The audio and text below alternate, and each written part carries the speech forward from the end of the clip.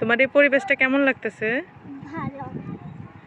এই সুন্দর পরিবেশ দেখে কি তোমার কিছু মনে পড়তেছে? হ্যাঁ, আমার একটা কবিতা বলতে মনে পড়তেছে। কোন কবিতা আম্মু?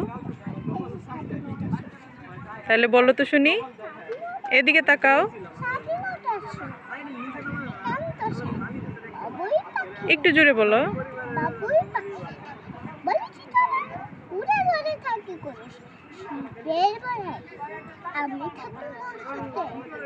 জানি কখন পরে তুই কত কষ্ট পাস। বৃষ্টি ঝরে। বাবুই হাসিয়া কহে, সন্দেহ কি তার?